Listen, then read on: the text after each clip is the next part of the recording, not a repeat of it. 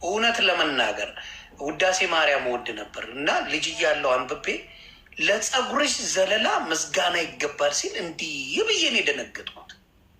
እንደዚህ አይነት አመሰጋገን አለ ወይ ብዬ ማንበብ አቆምኩ።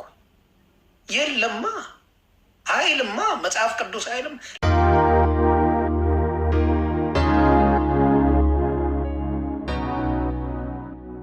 ለጸጉርሽ ዘለላ ምስጋና ይገባል ይላል። ከዛ እንደዚህ አይነት ምስጋና ሰምቼም አይቼም ስለማላቅ አላነብም ብዬ ተውኩት። ምንድን ነው የጸጉር ምስጋና? በምንኛ ምን ማለት ተፈልጎ ነው ብዬ ከራሴ ጋር ተነጋግሬ አቆምኩት። ለጸጉርሽ ዘለላ ምስጋና ይገባል። እንግዲህ እግዚአብሔር ያሳየ ምን ማለት ነው? ብዙ አለ እንጂ ለአይኖችሽ፣ ለጥርሶችሽ፣ ለምኖችሽ እየተባለ ምስጋና ይገባል ይባላል። በእውነት በጣም የማዝንበት ነገር ነው። ይቅርታ ስላቋረጥኩና በጣም የሚያስደነግጥም ጭምር ነው። ስታነቡ በማስተዋል ከሆነ ነገሩ ቀላል ይሆናል። አዎ ልክ ነህ። በተለይ መልኮችን በተገናኘ በኋላ ላይ ሜቢ ልናሳይ እንችላለን። በጣም የሚዘገንኑ ነገሮች አሉ። ስለዚህ አንደኛ የማርያም የኢየሱስ ክርስቶስ ሞትና የማርያም ለቅሶ እኩል ተደርጎ ተቀምጧል። ያው እንደምታየው በማስረጃ ሳይተናል ማለት ነው። በተለይም ከዚሁ ጋር ከተገናኝቶ ሜላ በኋላ ከመጣህበት መልክዓ መልክዕ ላይ መላእክት የሚካኤል ገብርኤል እነዚህ ለጥርስህ ማለት ተገቢ ነው ወይ? ይህንን አሳያቸው። ለጥርስህ፣ ለዓይንህ ቅንድብ፣ ለጥፍሮችህ፣ ለእግሮችህ ጥፍር፣ ለእጆችህ ጥፍር፣ እንደዚህ ለከንፈሮችህ፣ ለአፍንጫ መንፈስ ነው ተብሎ የሚታወቀውን መላእክት መናፍስት እንደሆኑ እየታወቀ ግን ጥፍር ምንድን ነው እንዴት ትርጉሙ የሚገባ እና እነዚህ ሁሉ አብረህ ለኩላሊትህ፣ ለጉበት፣ ለጨጓራ ስለሚል እሺ እንዳትረሳው ብዬ ነው። በኋላ እንመለስበት፣ ችግር የለም። ይሄኛው ላሳያችሁ። አንድ ከገድለ ኪሮስ ላይ አንድ የሚናገረው ነገር አለ። አንድ ሰው እንዴት ነው የኃጢአት ይቅርታ የሚያገኘው የሚለውን ላሳያችሁ። እንደዚህ ይላል። አንተ የተቀበልከው መከራ ሁሉ ለሰው ሁሉ መታሰቢያ ሲሆን በኢየሩሳሌም ሰማያዊ ተጽፈዋል። ሰው ሁሉ የገድልን መጽሐፍ ያንብብ። የገድልን መጽሐፍ ማንበብ ባይቻለው ገድል ከሚነበብበት ሄዶ በእምነት ይስማ፣ ለነፍሱም ለስጋውም ድህነት ያገኛል። ሄዶም ገድልን መስማት ባይቻለው ከቤቱ ሆኖ 3 ጊዜ ሰግዶ አምላከ ኪሮስ ብሎ ስምህንና ስሜን 3 ጊዜ ይጥራ፣ ያለ ወቀሳ ከአንተ ጋር ወደ መንግስተ ሰማያት ይግባ። ስለዚህ ባላችሁበት ሆናችሁ ይህን ከጠራችሁት መንግስተ ሰማያት ትገባላችሁ። ግን ይሄ ብቻ አይደለም። አሁን ይህን ስሙኝ። እውነት እልሃለሁ ስምህን በገሃድ አባ ኪሮስ ብሎ የጠራ ብቻም ሳይሆን በህልሙም ስምህን አባ ኪሮስ ብሎ የጠራውን ሁሉ ኃጢአቱን ይቅርለዋለሁ። ስለዚህ አንድ ሰው በህልሙ ሆኖ አባ ኪሮስ ብሎ ከጠራ ኃጢአቱ ይሰረይለታል። በህልምም ከጠራ እንደዚህ በማለት ገድለ አቡነ ኪሮስ ላይ ይህን ሀሳብ እናገኛለን። የኃጢአት ስርየት ያው በማን እንደሚገኝ ሁላችንም እናውቃለን። በጌታችን በኢየሱስ ክርስቶስ ደም በኩል ነው እንጂ ኃጢአት ስርየት የሚገኘው ስም በመጥራት። ክርስቶስ መምጣቱ ለምን አስፈለገ ስላልገባኝ ለምን መጣ? የእኛም ጥያቄ እሱ ነው። እነዚህ የሚያድኑ ከሆኑ የእነሱን ፍርፋሪ ከተበላ የእነሱ ነገር ከተደረገው በሙሉ የሚያድኑ ከሆነ የጠላውን ገንቦ ምናምን መላስ የሚያድን ከሆነ ያውም የሚያሰክር ነገር ነው ጠላ የሚያደርግ ከሆነ ክርስቶስ ለምን መጣ? የሁላ መከራን ለምን ተቀበለ? ምንድን ነው ሪዝኑ? ማስተዋል ይስጣችሁ ለማለት ነው የምፈልገው። እስቲ ይሄን ነገር ያብራሩታል። እንግዲህ እየወጡ የኦርቶዶክስ ወንድምና እህቶቼ መጠየቃቸው አይቀር። እንግዲህ እኔ እየጠየቅኩ ነው፣ ጠይቁ። ልክ ነው። የእኛም ጥያቄ ነው። በእነዚህ ኃጢአት ስርየት የሚገኝማ ቢሆን ኖሮ የጌታ መምጣት ከንቱ ነበር። የመጨረሻ ናልጨርስ። አባ ሰላማ ገድል ላይ የምናገኛለን። አባ ሰላማ ላይ ከኃጢአት ስርየት ጋር በተገናኘ እንደዚህ ይላል።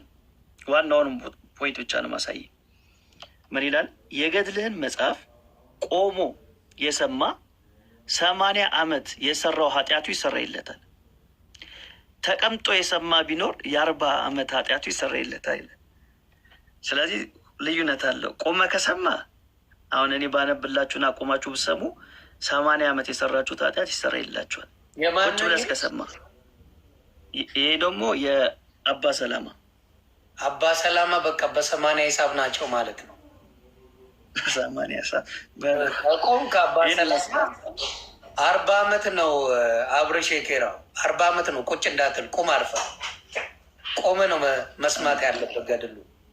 ከተቀመጥ ስለዚህ ምንድን 40 ዓመት 40 ዓመት ከተቀመጥ ከ40 ዓመት ቁም። ተቀምጦ የሰማ 40 ዓመት።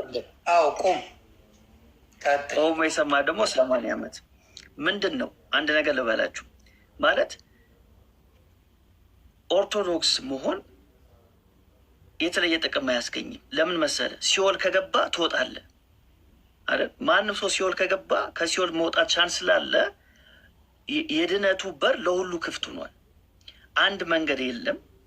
እኛ ዮሐንስ ወንጌል 14:6 ላይ እኔ መንገድ እውነት ህይወት ነኝ ብሏል ጌታ ኢየሱስ። ያለው አንድ መንገድ ነው። ከሱ ውጭ ሌላ መንገድ የለም። እነዚህ ገድላቶች ግን የሚያሳዩን ምንድን ነው? የኃጢአት ስርየት፣ የዘላለም ህይወት እንዲህ በቀላል መንገድ ይገኛል ይሉናል። ይህ ደግሞ ጸረ ወንጌል መሆኑን ማሳየት እንፈልጋለን። አመሰግናለሁ። ቀለል አድርገህ ነገሮችን ስላሳየ ሜሎሴ አይ ቲንክ ልምድም ነው መሰለኝ። እጅግ አመሰግናለሁ። አንተ ኤርሚ ምናምን የምታሳዩት የቅድሙም ወንድማችን ቀንጨብ ቀንጨብ ቁጭ ነው የምታደርጓት እና እጅግ አድርጌ ነው የማመሰግነው። እስቲ ወደ ኤርሚ መሰለኝ፣ የኤርሚ ተራ ነው። ኤርሚ ከዛ ለብሩኬ ሰጠዋለሁ። ነገረ ድህነትን ነው የሆነ። አሁንም አንድ ጥያቄ ልጠይቅህ። ጌታችን መድኃኒታችን ኢየሱስ ክርስቶስ ወደዚህ ዓለም የመጣው ምን ሊያደርግ ነው? ስለኛ ኃጢአት፣ እኛን ከኃጢአት ሊያነጻ ነው። ሰውን ሊያድን ነው ወይስ ሰውን ሊገል ነው የመጣው? ኧረ ይቅር ይበለ፣ ሊያድነን ነው እንጂ የወጉትንና የደበደቡትን እሱ መድኃኒት ሆኖን እሱ ሞቶ እኛን ያዳነን እንጂ። እሺ፣ ስለዚህ በዚህ ምክንያት የመቱትን የደበደቡትን የተፉበትን ሁሉ እንዴ ቃል በቃል እዛ ላይ አይደል የሚሰሩትን አያውቁምና ይቅር በላቸው ነው ያለው። እዛው የደበደቡትን አይደል የመቱት እዛው ላይ ልጆችን ይቅር በላቸው ብሎ እግዚአብሔርን ሲማጸንበት የነበረው። እሺ እንግዲህ ይሄ ጌታ እንደዚህ ከሆነ ዘንዳ ትልቁ ላይ አድርገኝ። ነገረ ድህነት ነው አሁን ቶሎ ቶሎ የምናነጣጥረው። ከዛ ለብሩኬ ይሰጠዋለሁኝ። እነዚህ ይላል ታምረ ኢየሱስ በኢትዮጵያ ኦርቶዶክስ ተዋሕዶ ቤተክርስቲያን በተስፋ ገብረስላሴ ዘብሔረ ቡልጋ ማተሚያ ቤት ነው የታተመው። ቤተክርስቲያኒቱ ራሱ ለአገልግሎት ታውላለች። አሁን ግን ቅድም ባለፈው ላይ ስብሰባ ላይ ሲናገሩ ከዚህ በኋላ በትንሣኤ ዘጉባኤ ማተሚያ ቤት በራሴ ማተሚያ ቤት የታተሙ እንጂ በሌሎቹ ላይ ብላለች። ግን እስካሁን ድረስ ለጥቅም ተጠቀምበት ነው ይሄ መጽሐፍ ማለት ነው። ትልቁ ታምረ ኢየሱስ መጽሐፍት ላይ ጌታችን መድኃኒታችን ኢየሱስ ክርስቶስ የ5 ዓመት ልጅ በነበረበት ጊዜ እንደዚህ ያደረገ ይላል።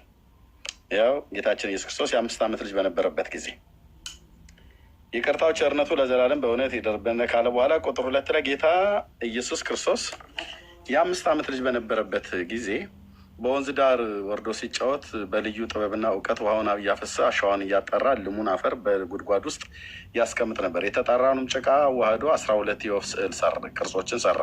ዕለቱም ሰንበት ነበር። ከሱም ጋር የሚጫወቱ ልጆች በዚያ ነበሩ። ይህንም ሲያደርግ በተመለከተ አንድ አይሁዳዊ ወደ አባቱ ወደ ዮሴፍ ሄዶ በሰንበት መደረግ የማይገባውን ጭቃ እያቦካ 12 የወፍ ስዕልን ሰራ ብሎ ኢየሱስ ክርስቶስን አጣላው ከዮሴፍ ጋር። ዮሴፍን በሰማ ጊዜ ወደ ኢየሱስ ክርስቶስ ሄዶ በሰንበት ይህንን ለምን አደረግህ ብሎ ገሰጸው ይላል። ማንን? ኢየሱስ ክርስቶስን ገሰጸው ማለት ተቆጣው ማለት ነው። ማን ነው ተቆጪው? ዮሴፍ። ማን ነው የሚቆጣው? ኢየሱስን ማለት ነው። ጌታ ኢየሱስ ጥፋት አጥፍቶ ሰዎች ሲቆጡት ዮሴፍ ሲቆጣው የለ። ጌታ ኢየሱስ ክርስቶስን በእጁ ጨብ አድርጎ እፍ አለባቸው፣ የሰራቸውን ወፎች ማለት ነው። ሂዱ ሰው ካለበት ከዚያ በረሩ አላቸው። እነዚያም ወፎች የእግዚአብሔር ልጅ የተመሰገነ ነው በማለት እያመሰገኑ በረው ሄዱ። አንድ ፈሪሳዊ አይቶ ደነገጠ። ሄዶም ለፈሪሳዊ ጸሐፊው ለሐና ልጅ ነገረውና አብረው ሄዱ። ፈጠን ብዬ የምለው ደቂቃውን ለመጠቀም ነው። እርሱም የድንጋይ ዱቄትን አሸዋን ጌታ ኢየሱስ ክርስቶስን ውሃውን ገድቦ ከሰራበት ጨመረው። ከዚያም በምንጩ ውሃ አዋሃደው፣ የምንጩንም ውሃ ዘጋው። ከዚያም በኋላ ኢየሱስ ያን ፈሪሳዊ ጠርቶ ሰርቶ እንደፈጸመ አይቶ የዘራኸውን ያለ ፍሬ ይደርቃልን? የበቀለው ፍሬ በመንቀሳቀስ የማይቻለው የደረቀ ዛፍ ይሆናልን? አለው። በዚያን ጊዜ የዚያ የፈሪሳዊው ልጅ እጁ ደረቀች። ዳግመኛ አንድ ልጅ ሲሮጥ የጌታ ኢየሱስ ክርስቶስን ልቡን መታው። ሲሮጥ ማለት ነው። ጌታም ያው የ5 ዓመት ልጅ ነው። እዚህ ጋር የሆነ ይታየለ የ5 ዓመት ልጅ ነው። ያው እድሜ የ5 ዓመት ልጅ ይላል። ጌታችን ኢየሱስ ክርስቶስ የ5 ዓመት ከሆነ ይህ አብሮት የሚጫወተው ልጅ ምናልባት ወይ 3 ዓመት ወይ በሱ አቻ የ4 ወይ የ5 ዓመት የ6 ዓመት ነው። በእድሜ አቻ የሆነ ማለት ነው። እና አንድ ፈሪሳዊ ዳግመኛም አንድ ልጅ ሲሮጥ የጌታ ኢየሱስ ክርስቶስን ልቡን መታው። ጌታ ኢየሱስም ያን ጊዜ ያን ልጅ ሕይወት ተቆረጠች አለው። በዚያን ጊዜ ያ ልጅ ወደቀና ሞተ። የሞተውም ልጅ የተመለከቱ ደንግጠው ጮሁ። የሚናገረው ሁሉ የሚፈጸምለት ይህ ልጅ ከማን ወገን ይሆን ተባባሉ። የሞተውም ልጅ ዘመዶቹ አልቅሰው መሪር ሐዘንን አዘኑለት ይላል። ክፍሉን ከፈለጋችሁ ሙሉን አንብቡት። እኔ መጽሐፍ ስላለኝ ማለት ነው። ሙሉውን አያነቡትም ይላሉ። አንዳቸውም ካህናትና ዲያቆናት የኔን ያህል አላነበቡትም ብዬ ደፍሬ ይናገራል በዚህ ሕዝብ ፊት። እና ሞተ ይላል። ልጁ ምንድን ነበር የዚህ ልጅ ጥፋቱ? የጌታችን የኢየሱስ ክርስቶስን ደረቱን መምታቱ ነው። ልቡን መታው ይላል። ሲጫወቱ ነው፣ ልጅ ነው። ምን ነው ታዲያ ይሄ ጌታ በጲላጦስ አደባባይ ሲደበድቡት፣ ካህናት ሲዘብቱበት፣ በምስማር ሲመቱት፣ ሲተፉበት፣ ሲቀጠቅጡት እነሱን ይቅር በላቸው ብሎ ያለ ጌታ እንዴት ለዚህ ሕፃን ልጅ አይራራለትም? ይህ ብቻ አይደለም። ለምሳሌ አቡነ መባጽዮን ጋራም ብንሄድ ተመሳሳይ ነገር እናገኛለን። አቡነ መባጽዮን ጋራም ብንሄድ አውራ ጣቱን ሰጠውና ኢየሱስ ለአቡነ መባጽዮን አውራ ጣቱን አጠባው ይላል እና ኢየሱስ እነዚህ ገዛቶች ነው። አሁን ብስቅ በዚህ ይቀሰፋለሁ። ልታስቀስፈኝ ነው የምታነበው። በእውነት እንደዚህ ምንድን ነው መጠባበቅ? ትርጉሙ ስላልገባኝ ነው። የእኛም ጥያቄ ነው። ኦልሞስት አብዛኛው ገድል ላይ እንደዚህ አይነት ታሪክ እናገኛለን። አውራጣት መጥባት፣ ሌዋጣት መጥባት ምን የሚሉት ነው? እንደዚህ አይነት ነገሮች አሉ። ለኃይል እየተባለ እንደዚህ አይነት ልምምዶች አሉ። ኢቭን ገድለ ክርስቶስ ሳምራ ላይ የቂርቆስን ምላስ ለብቻው ምላሱን ያመጣና ለክርስቶስ ሳምራ ይሰጣታል። ኃይል ይሁንሽ ብሎ ማለት ነው። ምላሱን ብቻ የቂርቆስን ምላስ እሱንም ምላሱ የተቆረጠውን ምላሱን በሰማዕትነት እንግዲህ ቂርቆስ በሰማዕትነት ሞተ ተብሎ ነው የሚታመነው እና ምላስ እዛ ገድለ ክርስቶስ ሳምራ ላይ ምላሱን ይዞ ኢየሱስ ለክርስቶስ ሳምራ ይሰጣታል ማለት ነው። እሱንም ፎቶ አንስቼ ያሳያቸዋለሁ። ችግር የለውም። እያንዳንዱ በማስረጃ ማሳየት እንችላለን። እና እዚህ ጋም እንደምታዩት አውራ ጣቱን ጠባው ማለት ይናገራል ማለት ነው። እንግዲህ ሜቢ በኋላ ላይ ተናዝዤ ልሙት ይህን ምላስ የሆነ ቦታ ላይ ጥቅም ይኖራል። ምላሱ ብቻ በዚህ አይነት አይቀርም። ቀጥል ውስጥ አይቀርም። እንደዚህ አይነት ዊርድ የሆኑ ነገሮች አሉ። መባጽዮንን ያው ብዙዎቻችሁ እንደምታውቁት ለ1 ሰዓት ያክል ከኢየሱስ ክርስቶስ ጋር አልጋ ላይ ሆኖ የተሳሳመ መነኩሴ ነው። ይህን ይናገራል ገድሉ ማለት ነው። ያው ብዙ ጊዜ ስለተባለ እሱን ልለፈው እንጂ እና ሙስሊሞች በዚህ አይደል እንደ ሲጠበጥቡ ነው የሚውሉት። የእናንተ ኢየሱስ እኮ 1 ሰዓት ሙሉ ይሳሳማል ብለው ሲሉ ነበር አይቻለሁ። እንዲያውም ኤርሚያስ ነው ያስታውሰኝ ከሆነ ሰው ጋር ልደት የሚባለው ጋር መሰለኝ ሲነጋገሩ ፖስቸዋለሁ። ራሱ ይጠባል ብሎ እየመጠመጠ እንዴት ነው የሚያግባባል ታዲያ? የእኛ ጌታ በዛ ደረጃ ሲያወርዱት እንዴት ብለን ነው የምንግባባው? እነሱስ እንዴት ብለው ነው ይሄን ነገር ለዘመናት ደብቀውት የኖሩት? ለምንድን ነው ይህን ነገር በምንድን ነው ማብራራት የሚችሉት? እነዚህን ነገሮች መዝሙረ ያሬድ እንግዲህ በኦርቶዶክስ መወድ ወንድሜ ነው። እነዚህን ነገሮች እንድታብራራላቸው በጣም ነው የሚያስፈልገው። 1 ሰዓት ሙሉ ምላሴን ጠባው ተሳሳም የሚባል ነገር አለ። ይህንን ነገር መቼም ሊካድ አይቻልም፣ አይደለም ሊባል አይቻልም። እና ለምንድን ነው ክርስቶስን እንደዚህ መጫወቻ የሚደረገው? ለምን ተፈለገ? እጅግ የሚያሳዝን ነው። እና እባካችሁ የኦርቶዶክስ ወንድምናቶቼ ይህን ነገር ጠይቁልን። ክበርልኝ። ቀጥል። እሺ፣ እዚህ ጋር ሌላ የምናገኘው ነገር ለምሳሌ መድኃኔዓለም መታሰቢያ በዓል የሚያደርግ ሰው ምን ያደርጋል መሰለ? ምን አይነት ቃል ኪዳን ተሰጥቶታል? ከሲኦል ነፍሳትን የማውጣት ቃል ኪዳን ተሰጥቶታል። ስለዚህ አንተ የመድኃኔዓለም ዝክር ካደረግ ከሲኦል ነፍሳቶችን ማውጣት ትችላለህ። ይኸው እዚህ ጋር እንደምታየው የሞቴን መታሰቢያ ያደረገ እንደኔ የሚናገረው ኢየሱስ ነው። እንደኔ ነፍሳትን ከደይን ያወጣል፣ በእኔ የሚያምን እኔ የምሰራውን ይሰራል፣ ከዚያም የበለጠ ይሰራል ብዬ በወንጌል እንደተናገርኩት አለው ይላል። ስለዚህ መድኃኔዓለም በዓል የሚያደርጉ ሰዎች ልክ እንደ ክርስቶስ ሰዎችን ከሲኦል የማውጣት ቃል ኪዳን እንደተሰጣቸው ይናገራል ማለት ነው። እና ልክ ያልሆኑ ልምምዶች አሉ ከምንላቸው ነገሮች ይሄ በጣም ማሳያ እንደ ትንሽዬ ማሳያ ነች። ሌላው ልክ ካልሆኑ ልምምዶች ውስጥ አንደኛው ምንድነው ከተባለ ለምሳሌ የጌታ እራትን በተመለከተ ወይም ቅዱስ ቁርባንን በተመለከተ በኦርቶዶክስ ቤተክርስቲያን ትልቅ ቦታ የሚሰጠው እንደሆነ እናውቃለን። ግን እንደዛ ብቻ ነው ወይ ስንል አይደለም። ቅዱስ ቁርባንን የሚያቃልሉ ገድላቶች አሉ። ለምሳሌ ገድለ መጥምቁ ዮሐንስን ላሳያችሁ። ምን ይላል ተመልከቱ። ስጌን ደሜን መቀበል ያልተቻለው ሰው ቢኖር ለመታሰቢያ ዝክር ከተደረገው ፍርፋሪ ይቅመስ። ስጌን ደሜን እንደተቀበለ እኔ ያደርገዋለሁ። ተመልከቶቹ ፍርፋሪ የበላ ሰው ስጋና ደሜ እንደተቀበለ እኔ ያደርግለታለሁ። ፍርፋሪውንስ ባያገኝ አንድ ሰው እንጀራውን፣ ዳቦን፣ የተበላበትን ገበታ፣ ጠላውንም የተጠጣበትን ጽዋ በመላሱ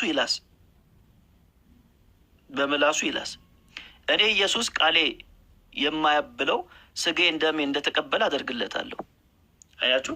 ስለዚህ አንድ ሰው መቁረብ ካልቻለ ሁለት አማራጭ አለው። የመጀመሪያው ፍርፋሪ ብላ ዝክር የተደረገው ፍርፋሪ ላስ ነው የምትለኝ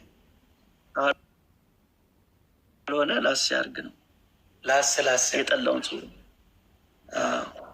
ላስ አድርግ እንደዚህ ብሎ ተቀምጧል። እና ቅዱስ ቁርባንን እንደዚህ የሚያቃልሉ በጣም ብዙ ጽሁፎችን ከገድላት ማሳየት እንችላለን። ይሄ እንደ ማሳያ አይነት ነው። ቀደም እኔ እድሜ ከተናገሩት ላይ አንድ ነገር ልጨምርና ልጨርስ። እኔም በኋላ ላይ ያኛውን ለማሳየት ማለት ነው። በተለይም ስለ ማርያም በተነሱት ሀሳቦች ላይ እንዴት ነው ማርያም የምትታየው በኢትዮጵያ ኦርቶዶክስ ቤተክርስቲያን ስንል ከመጽሐፍ ቅዱስ ሀሳብ ጋር የሚጣሉ በጣም ብዙ ሀሳቦች አሉ። ለምሳሌ ከዛ ውስጥ አንዱ ምንድን ነው? ለእግዚአብሔር አገልጋዮች እንዳንሆን፣ ለማርያም አገልጋዮች እንድንሆን መጽሐፋቸው ያዛል። ለምሳሌ ድርሳነ ኪዳነ ምሕረት ላይ ይህን ነገር እናገኛለን። እንደኔ ያላችሁ ሀጣን ወንድሞቼ ወይ ከእንግዲህ ወዲህ 16ቱን ሕግጋት ለመፈጸም የእግዚአብሔር ባሪያዎች መሆንን አንሻ። ተመልከት፣ አንሻ ሳይሆን አንፈልግ። ለምን? እርሱ በቀትር ጊዜ በመስቀል ላይ እመቤታችሁና እናታችሁን ነዋት ብሎ የቃል ኪዳን እመቤት እርሷን ሰጥቶናልና። ስለዚህ ነገር አምላክን ለወለደች ለእመቤታችን አገልጋዮች ለመሆን ፈጽመን እንሽቀዳደም በማለት እነግራችኋለሁ። ስለዚህ የእግዚአብሔር ባሪያዎች እንዳንሆን የማን ባሪያዎች እንሆን? የማርያም በማለት ይናገራል። ስለዚህ እግዚአብሔርን ያስክዳል። መስቀሉንስ በተመለከተ የጌታን መስቀል በተመለከተ ድርሳነ መስቀል ምን ይላል? ይህ መስቀል እንደ ልዑል አምላክ ፈጽሞ የከበረ ነው። ዕፀ መስቀሉ ማለት ነው። እንደ አምላክ ፈጽሞ የከበረ ነው ይለናል። ድርሳነ መስቀል ላይ ይህን ነገር እናገኛለን።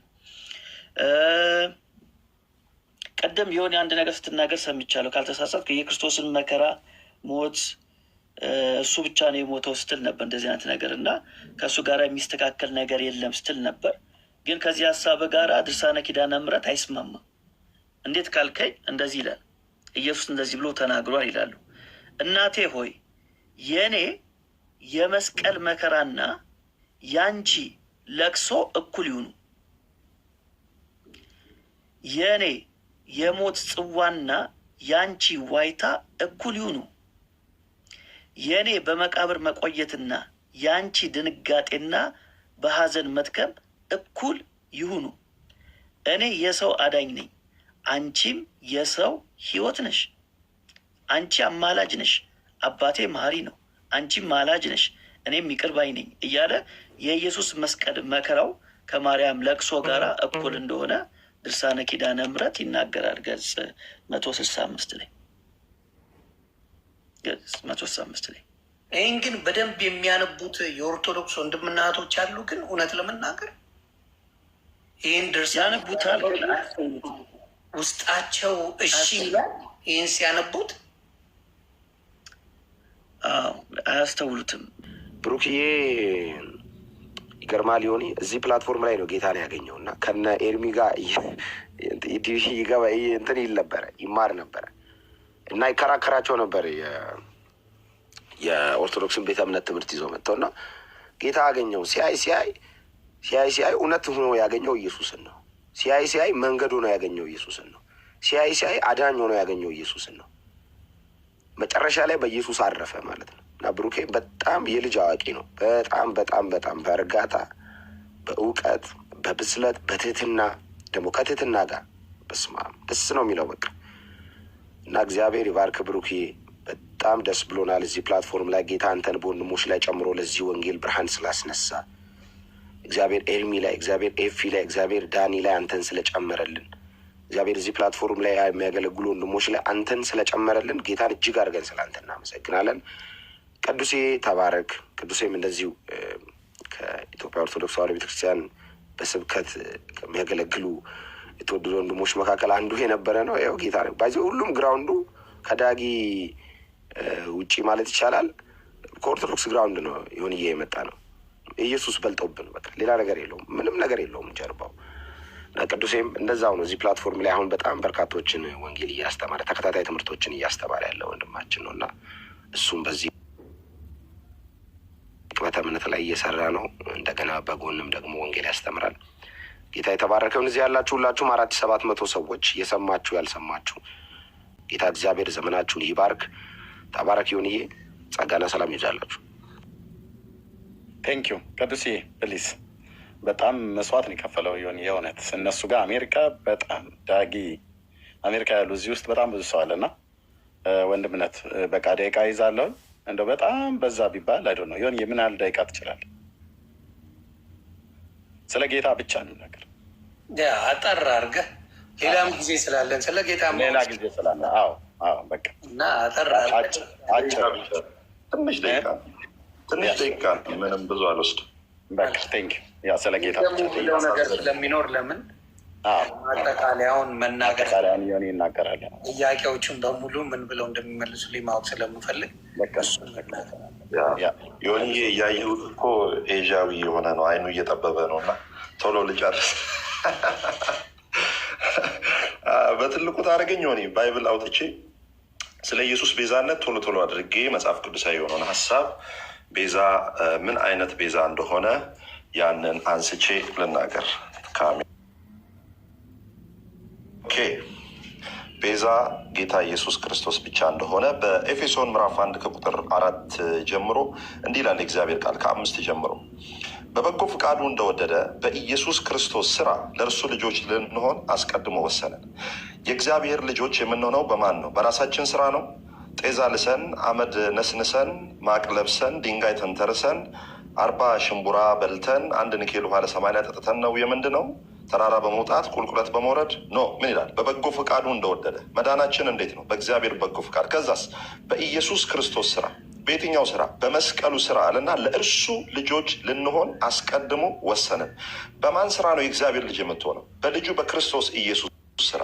ስለዚህ እግዚአብሔርን ያረካው በእግዚአብሔር ፊት ተቀባይነት እንድታገኝ ያደረገው የማን ስራ ነው? የልጁ የኢየሱስ ክርስቶስ ስራ ነው። ጽድቅ ማለት በእንግሊዝኛው ራይቸስነስ ማለት ነው። ራይቸስነስ ማለት ደግሞ ራይት ስታንዲንግ ዊዝ ጋድ፣ በእግዚአብሔር ፊት ትክክል መሆን፣ ያለ ኃጢአተኝነት ስሜት፣ ያለ በደለኝነት ስሜት፣ ያለ ኩነኔ ስሜት፣ ያለ ጥፋተኝነት ስሜት በእግዚአብሔር ፊት ትክክል መሆን። በእግዚአብሔር ፊት ትክክል የምንሆነው እኛ በራሳችን ስራ ነው? አይደለም። ለምን? ሰው በሀሳቡ በንግግሩ ደግሞ በድርጊቱ ኃጢአት ያደርጋልና ማንም ባያደርግ በሀሳብ ግን ሊቀደስ አይችልም። ወደ ሴት አይቶ የተመኘ ሁሉ ከእርሷ ጋር መንዝሯልና ይላል መጽሐፍ ቅዱስ። ስለዚህ በስጋ አልጋ ላይ ወጥተህ ባታመነዝር በሀሳብ ስለምታመነዝር ወዳጄ በስራ እጸድቃለሁ የምትል ሰው፣ መከራ የምታይ ሰው እግዚአብሔር አንተን የሚቀበል በማን ነው ይላል? በክርስቶስ ኢየሱስ ስራ ለእርሱ ልጆች ልንሆን አስቀድሞ ወሰነ። በማን ስራ? በልጁ ስራ። ከዛስ በውድ ልጁም እንዲያው የሰጠን የጸጋው ክብር ይመሰገን ዘንድ። በማን ስራ? በውድ ልጁ እንዲያው የሰጠን የጸጋው ክብር ይመሰገን ዘንድ እንዲያው የሚለውን ፍሪ ግፍትን ያመለክታል። ከዛ የኢየሱስ ቤዛነት ላይ በደንብ አድርጌ ይችላል ላውራ። እንዲህ ይላል፣ በውድ ልጁም እንደ ጸጋው ባለጠግነት መጠን በደሙ የተደረገ ቤዛነታችንን አገኘን። እርሱ የበደላችን ስርየት። ቤዛነት በምንድን ነው? በደም ነው። ኦኬ። በውድ ልጁም እንደ ጸጋው ባለጠግነት መጠን በደሙ የተደረገ ቤዛነታችንን አገኘን። የሚገርም ይሆንዬ ይሄ የግሪኩን መጽሐፍ ስታነበው በደሙ የተደረገ ቤዛነታችንን የሚለው ግሪኩ ኤግዛጎራዞ ነው የሚለው። ማንበብ ትችላላችሁ፣ ጎግል አድርጋችሁ ኤግዛጎራዞ። ይሄ ቤዛነት ወይም ሪዴምሽንን ኤግዛጎራዞ የሚል ቃል የወሰደው ባይብል ከየት ነው ብለህ ስትመለከት ከስሌቨሪ ማርኬት ውስጥ ነው የወሰደው። ከስሌቨሪ ማርኬት ተርሚኖሎጂ ወይም ኤፒስተሞሎጂ ውስጥ ነው የወሰደው፣ ቃሎች ውስጥ ነው የወሰደው። ኤግዛጎራዞ ምን ማለት ነው? ልክ ዮኒ የባሪያ ነጋዴ ብትሆን አንድን ሰው ገበያ ውስጥ ትገባና ባሪያ ትገዛና እንደፈለግ አድርገህ ቀጥቅጠህ ትገዛዋለህ። ግን ይሄንን የሚያመለክት ሳይሆን ኤግዛጎራዞ የሚለው ሀሳብ መልካም ሰው ትሆንና ሄደ ባሪያው አሳዝኖ ከሚመጣበት ችግርና ከሚመጣበት መከራ የተነሳ ትሄድና ምን ታደርገዋለህ? ትገዛዋለህ። ባሪያውን ትገዛውና ነፃ ታወጣዋለህ። ስላሳዘነ ማለት ነው። ነፃ ታወጣለህ። ነፃ ስታወጣው ግን እንዴት ነው የምታወጣው ሲባል ማንም ይኸውልህ ከአንተ ተከትሎ ዋጋ መስጠት እንዳይችል አድርገህ የመጨረሻ ዋጋ ከፍለ ነው ሰውየውን ነፃ የምታወጣው። ማንም ሊከፍል አፎርድ ማድረግ በማይችለው መጠን ዋጋ ትከፍልና የመጨረሻ ዋጋ ሰቅለ የምትገዛበት ዋጋ ማለት ነው ቤዛነት ማለት ነው። ኤግዛጎራዞ የሚለው ሀሳብ። ስለዚህ አሁን እኛን ማንም ዳግመኛ ስሌቨሪ ማርኬት ውስጥ ማንም በኃጢአት ባርነት ውስጥ እንዳያገኘን፣ ከዛ በኋላ አክሰስ እንዳያደርገን፣ በዓለም ውስጥ በኃጢአት ውስጥ በሞት ውስጥ ማንም ዳግመኛ አክሰስ እንዳያደርገን፣ ኃጢአት እንዳይገዛን፣ በደል እንዳይገዛን እግዚአብሔር እንዴት እንደገዛን ታውቃላችሁ? ማንም ደግሞ እንዳይገዛን በልጁ በክርስቶስ ኢየሱስ ደም ነው የገዛን። ማንም አፎርድ ማድረግ በማይችለው የመጨረሻ ዋጋ ሰቅሎ ነው ይገዛል። ለዛ ነው ጴጥሮስ ሲናገር እናንተ የተገዛችሁት በወርቅና በዕንቁ በብር አይደለም፣ በወርቅ ደግሞ በልጁ በኢየሱስ ክርስቶስ ደም ነው ቤዛነት የተገኛችሁት ወይም የተገዛችሁት ይላል። ስለዚህ አሁን ቤዛ አድርጎ እግዚአብሔር ሲገዛን በልጁ በኢየሱስ ክርስቶስ ደም ነው ይገዛል። ቤዛችን ማን ነው? ኢየሱስ ክርስቶስ ነው። ኢየሱስ ክርስቶስ ብቻ ቤዛችን እንደሆነ ደግሞ በአንደኛ ቆሮንቶስ ምዕራፍ 1 ቁጥር 30 ቤዛነት ከየት እንደሆነ መጽሐፍ ቅዱስ ይኸውላችሁ ምን እንደሚል። አንደኛ ቆሮንቶስ ምዕራፍ 1 ቁጥር 30 ነገር ግን የሚመካ በእግዚአብሔር ይመካ ተብሎ እንደተጻፈው ይሆን ዘንድ ከእግዚአብሔር ዘንድ ከማን ዘንድ? ከእግዚአብሔር ዘንድ ምን? ጥበብ፣ ከዛስ ጽድቅ፣ ከዛስ ቅድስና፣ ከዛስ ቤዛነትን የተደረገልን ማን ነው? በተደረገልን በክርስቶስ ኢየሱስ የሆናችሁ ከእርሱ ነው። ስለዚህ ከእግዚአብሔር ዘንድ ጽድቃችን ማን ነው? ኢየሱስ። ከእግዚአብሔር ዘንድ ቅድስናችን ማን ነው? ኢየሱስ። ከእግዚአብሔር ዘንድ ጥበባችን ማን ነው? ኢየሱስ። ከእግዚአብሔር ዘንድ ቤዛችን ማን ነው? ኢየሱስ። ማን ነው የተደረገልን? ከእግዚአብሔር ዘንድ በተደረገልን በክርስቶስ ኢየሱስ የሆናችሁ ከእርሱ ነው። ስለዚህ አሁን ዮኒ በክርስቶስ አምኜ ጸድቅ ያለው ሲል አናውቅህም? ትላንት 15 ዓመት ስትረግጠን አልነበር? ስትሰድበን አልነበረ? ምንም ያውቅልህ ጉዳይ የለም። ለምን? ዮኒ ጽድቅ ሰርቶ ሳይሆን ከእግዚአብሔር ዘንድ ኢየሱስን ጽድቅ አደረገለት እግዚአብሔር። ጽድቅ አደረገለት እግዚአብሔር። ቅድስና አደረገለት እግዚአብሔር። ማለት ምን ማለት ነው? ፕራይስ ታጉን እግዚአብሔር አደረገው ማለት ነው። ያ ባሪያ ኤግዛጎራዞ ሆኖ ሲገዛ ከስሌቨሪ ማርኬቱ ሲወጣ ታግ ይደረግበታል፣ ማንም ደግሞ እንዳይገዛው። ይሄ ባሪያ ተመልሶ ባሪያ እንዳይሆን፣ ይሄ ባሪያ ተመልሶ የዓለም እንዳይሆን፣ የኃጢአት እንዳይሆን ፕራይስ ታግ ተደርጎበታል። ምንድን ነው ፕራይስ ታጉ? የኢየሱስ ደም። ስለዚህ የሆነ ሰዎች ሲያዩ ምን ነው የሚያዩት? የኢየሱስን ደም ነው የሚያዩት። ስለዚህ አሁን ሰዎች ኃጢአተኛ ነው የትላንት ታሪኩን እንዳያስታውሱ መጽሐፍ ቅዱስ ምን ይላል? እነሆ ማንም በክርስቶስ ኢየሱስ ቢሆን አዲስ ፍጥረት ነው፣ ሁሉም በክርስቶስ ኢየሱስ ምን ሆኗልና? አዲስ ሆኗልና። ኦኬ ዘሌዋውያን 17 ቶሎ ላውጣ። ዘሌዋውያን 17 እንዴት ነው ኢየሱስ ክርስቶስ ደሙን አፍሶ ቤዛ የሆነው? እንደምታውቁት በታምረ ማርያም ላይ ማርያም ደሟን አፈሰሰ ይችላል። እዛ ላይ ብዙ ወንድሞች ስላወሩ እሱ ችግር የለውም። ዘሌዋውያን 17 ቁጥር 11 ማን ነው ደም አፍስሶ በደሙ ቤዛ መሆን የሚችለው የሚለውን መጽሐፍ ቅዱስ እንዲህ ይላል። ዘሌዋውያን 17 11 ላይ የስጋ ህይወት በደም ውስጥ ነውና፣ የስጋ ህይወት በምን ውስጥ ነው? በደሙ ውስጥ ነው። ከዛስ ደሙ ሚልና ባይዘዌ ደሙ አይደለም ያነጻችሁ፣ ደሙ ሚልና ከህይወቱ የተነሳ አያችሁ፣ ከህይወቱ የተነሳ ያስተሰርያልና። ባይዘዌ የበግ ደም ሲፈስል በግ ውስጡ ኃጢአት ስለሌለበት እስራኤላውያን ለ1 ዓመት ይሸፍን ነበር። አሁን ማንም ተክልዬ ደሙን ቢያፈስልህ፣ ጴጥሮስ ደሙን ቢያፈስልህ፣ ሉተር ደሙን ቢያፈስልህ፣ መሐመድ ደሙን ቢያፈስልህ፣ ማንም ደሙን ቢያፈስልህ አያነጻህም። ለምን? የሚያነጻው ቀዩ ደም ሳይሆን ደም ውስጥ ያለው ህይወት። አይታችኋል። ለዛ ነው የስጋ ህይወት በደም ውስጥ ነው እንዳይላል፣ ደሙም ከህይወቱ የተነሳ ያስተሰርያል። የኢየሱስ ደም ፈሰሰልኝ ስትል ደሙ ቀይ ደም አይደለም። ደም ውስጥ ያለው ንጽህና፣ ደም ውስጥ ያለው ጽድቅ፣ ደም ውስጥ ያለው ቅድስና ነው እግዚአብሔር በልጁ በክርስቶስ ኢየሱስ ያካፈለኝ እያልክ። የኢየሱስ ደም ውስጥ ኃጢአት የለም። መጽሐፍ ቅዱስ በሮሜ ምዕራፍ 3 ቁጥር 20 ላይ ሲናገር ሁሉ ኃጢአትን ሰርተዋልና የእግዚአብሔር ክብር ጎድሏቸዋል። ሁላቸውም ደም ውስጥ ኃጢአት አለ። ከማርያም ጀምሮ ጳውሎስ በለው ኢሳያስ እያንዳንዱ በደም ውስጥ ኃጢአት አለ። ኦሪጂናል ሲል ሀማርቲያ የሚባለው ማለት ነው አለ። ማንም ደም ቢያፈስልን ለዮኒ 8 ቢሊዮን ህዝብ ደሙን ቢያፈስ እርሱን መቀደስ ቤዛ መሆን አይችልም። ለምን? ደማቸው ውስጥ ኃጢአት ስላለ። ለአንዱ ግን የአንዱ የኢየሱስ ክርስቶስ ደም የ8 ቢሊዮን ህዝብ ኃጢአት ማንጻት ይችላል። ለምን? ደም ውስጥ ያለው ህይወት ንጹህ ስለሆነ። ለዛ ነው ቤዛችን እርሱ ብቻ ነው። ባይዘዌ ጳውሎስ ምን እንዳለ ታውቃል? የተሰቀለውን ክርስቶስ እንሰብካለን አለ። ስለዚህ የስብከት ርዕስ የሚሆነው የተሰቀለ ነው። መጽሐፍ ቅዱስ ሲናገር እኛ ግን የተሰቀለውን ክርስቶስ እንሰብካለን ሲል ከተሰቀለ ውጭ አንሰብክም፣ ከተሰቀለ ውጭ ርዕሳችን አይሆንም እያለ ደግሞ ራእይ ላይ ስትመለከት ታርደሃልና ይገባሃል ይላል። ታርዷልና ይገባዋል። ምንድን ነው የሚገባው? ዝማሬ። ተሰቅሏልና ስብከት ለእርሱ ብቻ ይገባዋል። ታርዷልና ደግሞ ዝማሬ ለእርሱ ብቻ ይገባዋል። አይታል ራእይ 5 ላይ ታርዳሃልና ዝማሬ ለአንተ ብቻ፣ ምስጋና ለአንተ ብቻ ይገባል። ለምን? ያልታረደ አይመሰገንም፣ ያልታረደ ዝማሬ አይመጣለትም፣ ያልተሰቀለም ደግሞ አይሰበክም። ብቻውን ቀራኒዮ ላይ ሞቷል፣ ብቻውን መድረክ ላይም ይሰበካል። ብቻውን ከሊቶስጥሮስ ግርጌ ከቀራኒዮ ራስጌ ተዳፍቷል። በረጋ ደም በተጣበቁ ከንፈሮቹ እግዚ ስረዮሙ እስመ በዘ ኢያምሩ ይገብሩ ብሎ ለሰዎች ልጆች ሁሉ ኃጢአት የሞተው እኛን አሳልፎ ለእኛ ራሱን አሳልፎ የሰጠው ጌታ ኢየሱስ ክርስቶስ ብቻ ሊሰበክ የሚገባው ጌታ ብቻ ነው። ለዛ ነው ይኸውላችሁ 2 ቆሮንቶስ ምዕራፍ 5 ቁጥር 21 ላይ ወዳጆቼ በራሳችሁ ስራ እግዚአብሔርን ለማስደሰት በራሳችሁ ስራ ለመጽደቅ ለምትፈልጉ ሁሉ መጽሐፍ ቅዱስ እንዲህ ይላል። እኛ በእርሱ ሆነን የእግዚአብሔር ጽድቅ እንሆን ዘንድ ኃጢአት ያላወቀውን እርሱን ስለ እኛ ኃጢአት አደረገው።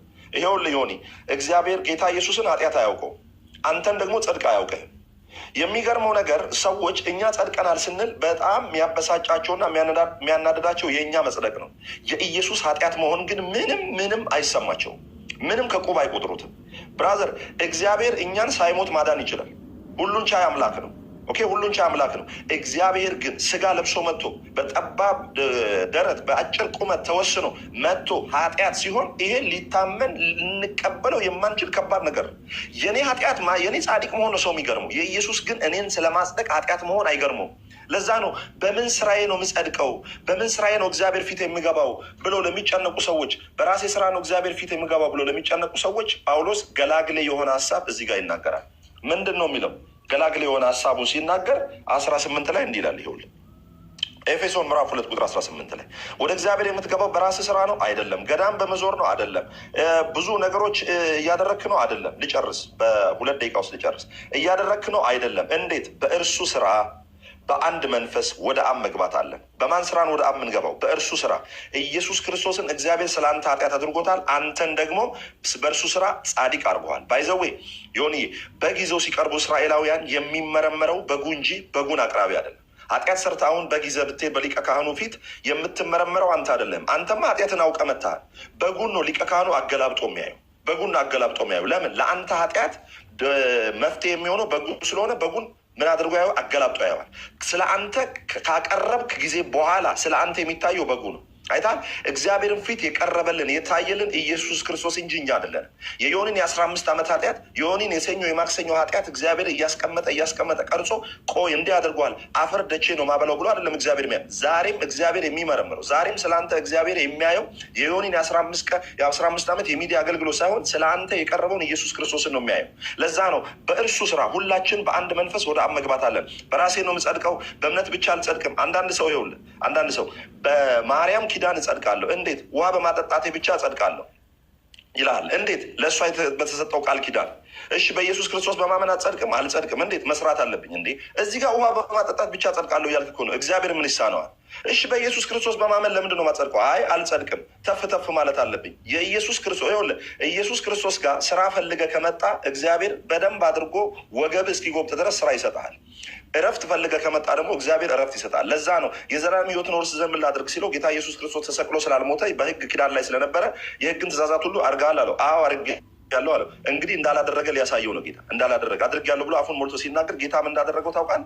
አድርጌያለሁ ብሎ ሲያቅራራ እንዲህ አለው፣ ያለህን ሁሉ ሽጣ ለድሆች አካፋፍለህ ተከተለኝ ሲለው አልተከተለውም። ፊቱ ጠቆረ፣ ተመለሰ አለ። ሕግን ከልጅነት ጀምሮ ጠብቄያለሁ አለ። እንዳልጠበቀው እንዴት አድርጎ እንዳሳየው ስማ ይሆን መጽሐፍ ቅዱስ ላይ ከተሰጡት የህግ ቃላቶች አንዱ ምንድን ነው? ከአምላክ ከእግዚአብሔር በቀር ሌላ አማልክት አታምልክ። ስለዚህ ለዚህ ሰውዬ አምላኩ ምን ሆነበት? ገንዘቡ ሆነበት። ስለዚህ ከእግዚአብሔር ውጭ ሌላ አማልክት አመለከ።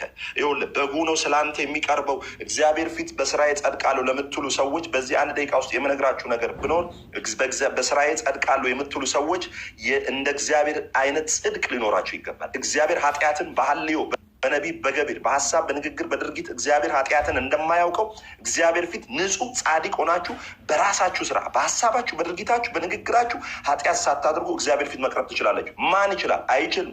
ስለማትችል አንተ ህግን ፈጽመ ስለማትችል ኢየሱስ ክርስቶስ አንተን ወክሎ ህግን ፈጸመ እና በእርሱ ህግን መፈጸም ስታምን እግዚአብሔር ለአንተ የኢየሱስን ጽድቅ የኢየሱስን መታዘዝ እግዚአብሔር በፊቱ ቆጠረልን። ስለዚህ የመጨረሻ ጥቅሴን ተናግሬ ልጨርስ። የመጨረሻ ጥቅሴ ሮሜ 4:4 ተናግሬ ልጨርስ። ዮኒ ስለደከሙ የመጨረሻ ጥቅሴ ነው ወዳጆች፣ ልጨርስ። ሮሜ ምዕራፍ 4 ከ4 ጀምሮ እንዲህ ይላል፣ ለሚሰራ ደሞዝ እንደ ዕዳ ነው እንጂ እንደ ጸጋ አይቆጠርለትም። ለምሳሌ የሆነ አንድ ድርጅት ውስጥ ብትሰራ የመጨረሻ ሰርተ መጨረሻ ላይ ደሞዝ ለአንተ ምንድን ነው? የግድ ነው ይከፈላል። ለሰውየው ደግሞ ዕዳ ነው። አይተሃል? ከዛ እንዲህ ይላል፣ ነገር ግን ለማይሰራ ኃጢአተኛውንም በሚያጸድቅ ለሚያምን ለሰው እምነቱ ጽድቅ ሆኖ ይቆጠርለታል። ጽድቅ ከባድ ነገር አይደለም ወዳጄ። ቋርፊያና እንትን በልተ ምናምን የምታመጣው ነገር አይደለም።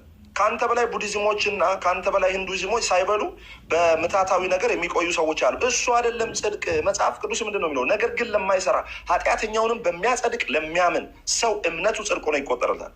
ለምሳሌ አሁን እንዳልክ እዚህ ጋር የለም። ከዛ ዮኒን ምን አልኩት? እንዳልክ እዚህ ጋር እኮ የለም ግን እንዳለ ቁጠረው ብለህ የለም ግን እንዳለ ትቆጥረዋለህ። በቃ የለም። ለምሳሌ ፍራውል አለ የለም ግን እንዳለ ቁጠረው። ያ ማለት ታውቃለህ? የለህም ጽድቅ ግን እንዳለ አድርጎ ቆጠረልህ እግዚአብሔር። እንዴት አድርጎ? ኃጢአተኛውን በሚያጸድቅ ለሚያምን ሰው እምነቱ ጽድቅ ሆኖ ይቆጠርለታል። ለመጽደቅ ምንድን ነው ማድረግ ያለብህ? እኔ አልችልም ብለህ ሳሬ እንደማድረግ እጅህን ማንሳት። ከዛ እንዲህ ይላል፣ እንደዚህ ዳዊት ደግሞ እግዚአብሔር ያለ ስራ ምንን ያለ ስራ ጽድቅን ስለሚቆጥርለት በስራ እንጸድቃለን ለሚሉ እንደዚሁ ዳዊት ደግሞ እግዚአብሔር ያለ ስራ ጽድቅን ስለሚቆጥርለት ሰው ብጽዕና ይናገራል። እኛም ብፁዓን ነን። እንዴት? እግዚአብሔር ኃጢአታችንን ስለማይቆጥርብን። አመፃቸው የተሰራ የላቸው ኃጢአታቸውም የተከደናቸው ብፁዓን ናቸው። ጌታ ኃጢአታቸውን የማይቆጥርበት ሰው ብፁዕ ነው። ዛሬም እግዚአብሔር የሚቆጥረው የልጁን የኢየሱስ ክርስቶስን ስራ እንጂ ኃጢአታችሁን እየቆጠረ መጨረሻ ላይ የሚከፍላችሁ አርጩሜ የያዘ ክፉ አምላክ አይደለም። በእርሱ ስራ በአንድ መንፈስ ወደ እግዚአብሔር እንድትገቡ የጽድቅን ስራ እግዚአብሔር ጤዛ በመላስ ድንጋይ በመንተራስ አመድ በመነስነስ ማቅ በመልበስ አይደለም።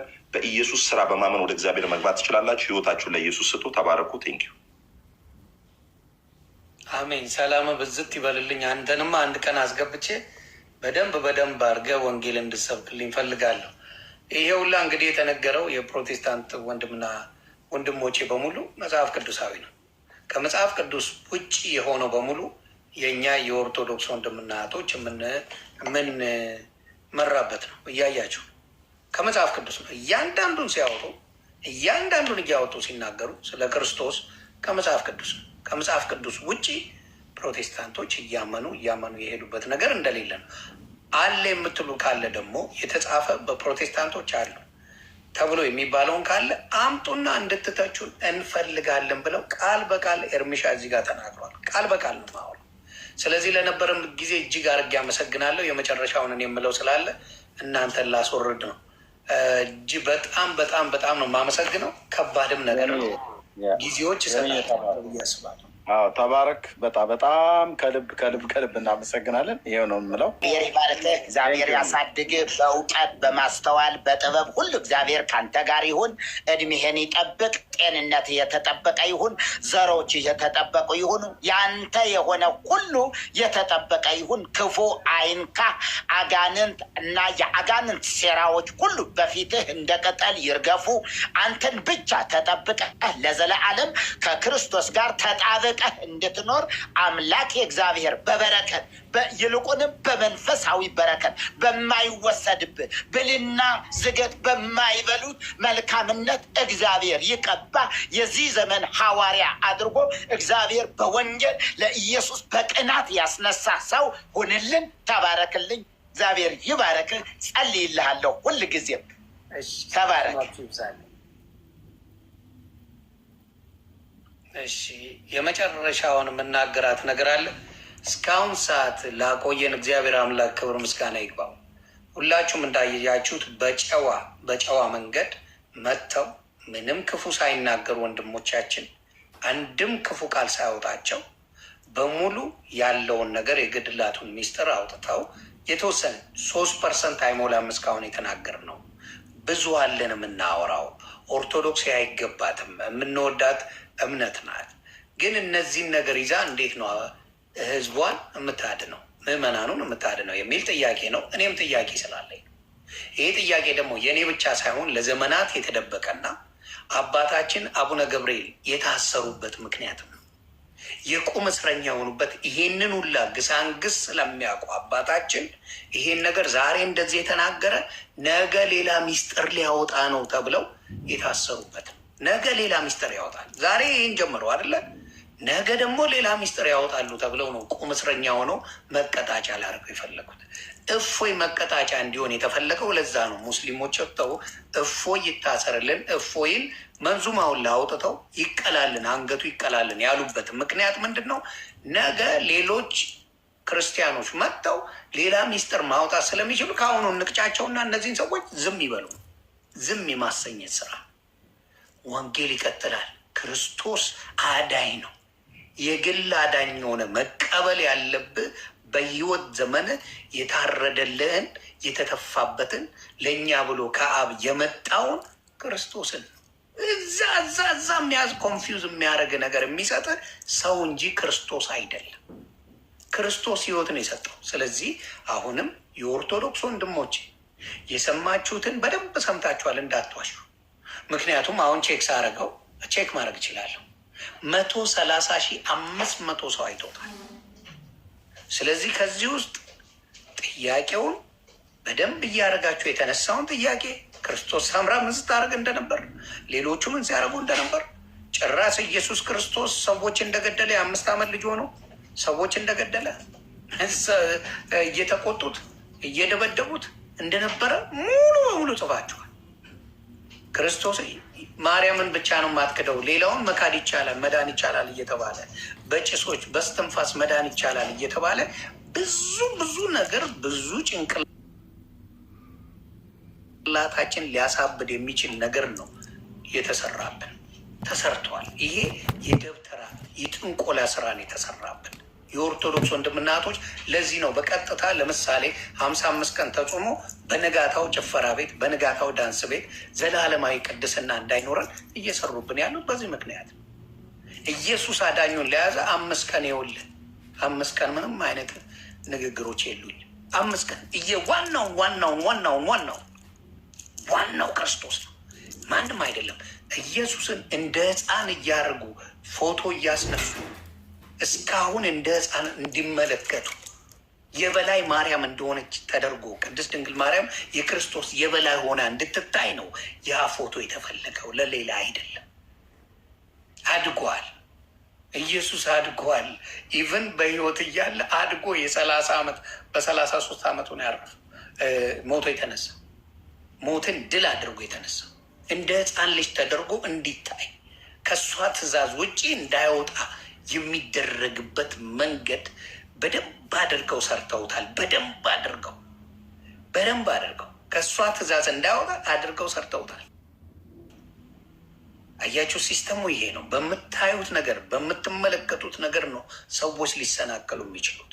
ስለዚህ እርሚሻዬ ለነበረን ጊዜ እንዳልክሻ፣ ኤፍሬም ባለ ጊዜ፣ መሪ ጌታ፣ ብሩኬ፣ ሌላው ደግሞ እውነት አርነት ያወጣል ያልከው፣ ሌሎቻችሁም ቡካዬም እያየውሽ ነው። ብዙዎቻችሁ ተባረኩልኝ። የኦርቶዶክስ ወንድምና እህቶቼን እንንቃ፣ እንጠይቅ። አፍ እያሉ ዝም በል ሚስጥር ነው እያሉ አያጭበርብሩን። መጠየቅ አለብን። ስለ አባታችን እውነት የታሰሩበት ምክንያት አሁን የገባችሁ ይመስለኛል። አባታችንን አትደንግጡ ብለው ሲናገሩ አምላክ አድርገው ቅድስት ድንግል ማርያምን ስለሚሰብኩ ነው። አምላክ አድርገው በየገድሉ አምላክ አድርገዋታል ስለሚሰብኩ ነው። ዋይ አባታችንን ያሰሯቸው ያፈኗቸው ለዛ ነው። ይህን ፈና ደግሞ ገስወት ክርስቶስ ያወጣዋል። ክርስቶስ ባህርነት አውጥቶ ሙሉ የኦርቶዶክስ ወንድምና እህቶች እየጠየቁ ሲያጨናንቋችሁ ልክ ትገባላችሁ። ማኖቹ? ሌቦቹ፣ አጭበርባሪዎቹ፣ የስህተት የሐሰት ትምህርት የምታስተምሩት ጉዳችሁ ከዚህ በኋላ ይፈላል። ሰላማችሁ ብዝት ይበልልኝ። እጅግ እጅግ አድርጌ አመሰግናችኋለሁ። ጭንቅላታችን ስለፈነዳ ዛሬ ከተወሰነ ጊዜ በኋላ ይህ መልስ ከተሰጠ በኋላ ደግሞ ሌላ ይመጣል። ሌላ ጥያቄ አለ። ሰላማችሁ ብዝት ይበልልኝ።